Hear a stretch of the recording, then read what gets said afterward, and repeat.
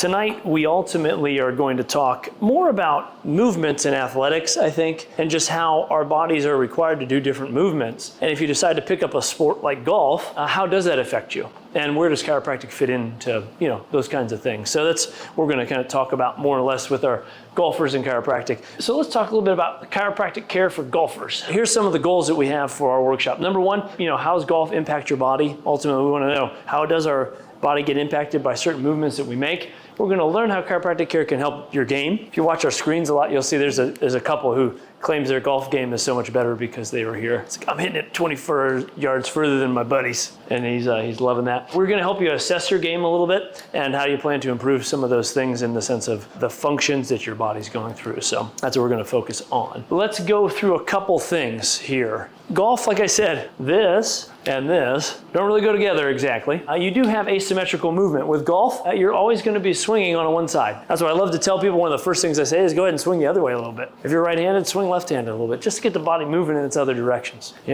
Anything you do regularly to one side is asymmetrical. And chiropractors are all about symmetry. When you stand in front of me and I assess your posture, or you are getting assessed with our x-rays, it's about symmetry. Is the left and right, are they equal? Or are they too tight on one side? I remember seeing a guy in here, and he was kind of like, his posture was like this. He's like, I do a lot of golf. It looks like you're stuck in your backswing. That's how he was. So what we do a lot asymmetrically can affect our bodies. Other things, there is definitely stress on your spine, okay? And we'll go through that a little bit more. And you have joint compression. Those repetitive high movements, they're going to cause compression of the joints. There's some compression, and you're also, looking at knees and elbows and wrists and hips and all those kind of things. Another couple of things to kind of talk about with the golf, postural imbalances. So when we start to develop a more poor posture with our swing, we're rounding our shoulders, we're affecting our posture. That's a no-go. That's a no-go. The hip and pelvic dysfunction definitely can happen because when you're trying to use your hips for power, you're starting to try to generate a lot of power out of there. And if your hips are out of alignment, so to speak, if your car is out of alignment, and the more miles we put on it,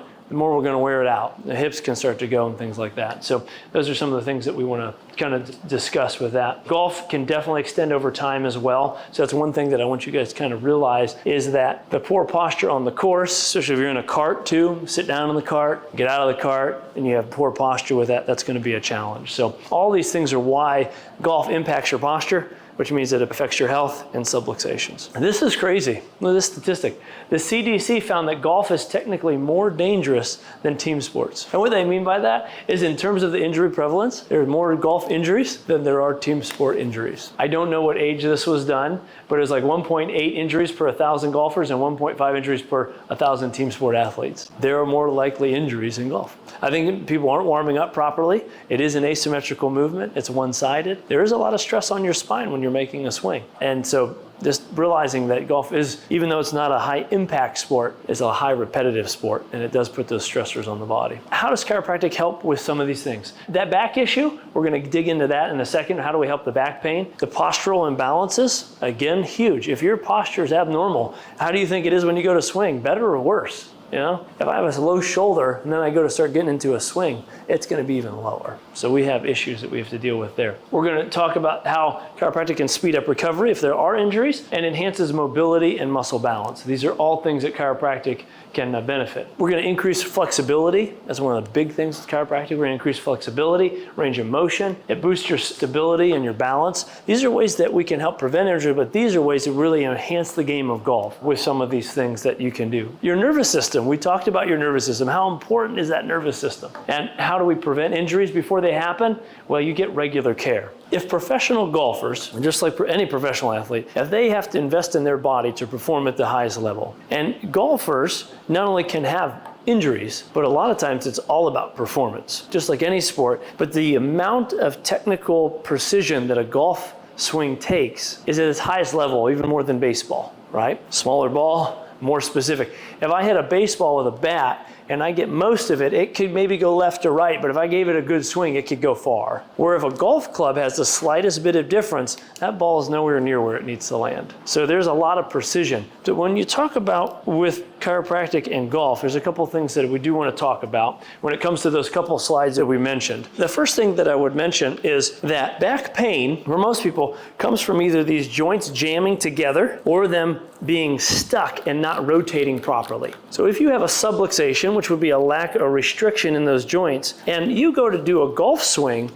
well, these areas may be stuck together. You're still going to be able to swing, but these areas don't move, which means that if these 5 areas of your lumbar spine, 2 of them are stuck together, then the stress goes above and below it, which means we're starting to put a lot more torsion and stress on the L5 and let's say L1 vertebrae if L2 and 3 are stuck together. If you do that repetitive swing often enough and consistent enough with a hard enough force, your subluxation is going to become even more dangerous and probably become some sort of a disc herniation, a strained muscle, some sort of a strain even in the ligaments, and that's going to really affect your game. So chiropractic care, first off, is going to help in making sure that all these individual joints are moving properly when you're putting a force into your spine. Because you're not just swinging with your hips, your whole torso is rotated. Even the head is going to get a lot of rotation. So when you force this through, we've got to make sure that all the joints are moving. So that would be number one thing. We want good mobility. This is why we want to make sure that you are stretched out before a match. If you are just going to do a little bit of a here, and maybe an up here, that's okay, but you probably want some more ballistic moving stretches because you're going to be moving. So you got to get that body ready to move. There's a simple things as just even some bouncing. Those are great little ideas. Your club can be very beneficial in helping getting some motion. Your club can help pull you, side to side, can help you get some mobility even in your shoulders by coming back and forth with it. The club can kind of be used to make sure that you are keeping yourself flat, but it can be used to kind of help you get some extra mobility. But making sure that you warm up is huge. Posture is very important in golf as well. I used to golf in a league with my dad, and there's guys who would, they were pretty old. They looked at the desk for a long time. And they had the most rounded shoulders. So, if I think about rounding the shoulders and just trying to give it a whack, if my posture is bad already and I go and bend forward in that rounded posture, I'm really adding some stress to parts of my body. Here's a question. Does anyone know where your back is its most vulnerable position? Is it going backwards or bending forward? What do you guess? Forward, right? And if you bend forward, you're starting to put a lot of stress on those discs. If your spine in a bent forward position, if you don't maintain a good curve of that low back, then your spine rounded is putting a ton of pressure on those discs. But the weakest point, so your discs are going to herniate most likely when you bend forward. That's why people go bend down to pick a pencil and herniate a disc. But not just bending forward. So even if I just kind of bent forward and straight, that is stressful. But the worst is twisting. So if I bend forward and I twist to get something, that's the worst for my spine. And what's golf? Bent forward and twisting all day long. Posture is so huge. I would really challenge you, and if you're probably working with golf pros, they'll try to tell you this, but you want to try to put your club kind of right up your back. And so the point where your head and your buttocks and your shoulders are all touching, and that's how you're going to lean forward. You should be maintaining that kind of straight line. Just like when we put you up against the wall and do our exercises, it's the same thing, but you're bending your knees and hips. So you can hinge forward, but I'm maintaining that good posture this way. Because as soon as I round or I try to really hunch forward, now I'm putting my spine in the weakest position possible. So if your body's able to maintain good posture and you're helping yourself in maintaining that posture, you're going to get a lot more out of the golf game, and your chiropractor will be much better for you in that aspect. So we have to keep the spine moving. Number one, that's what chiropractic is going to be very, very helpful for. Number two is going to help you maintaining good posture by doing good exercises, using like the home rehab kit that we've given you guys. That can help continue to keep those curves in your body so you don't have to think about them as much. They're just going to be naturally there. Now your shoulders and your hips definitely need work. I'm not really going to get into that, but we did a workshop on sciatica. I actually went through a number of stretches for the hips. It was about 2 weeks ago. So if you're looking for good hip stretches, you can go back and watch that one. Shoulders, I'll have to do a workshop. I haven't done that yet. We'll talk about it.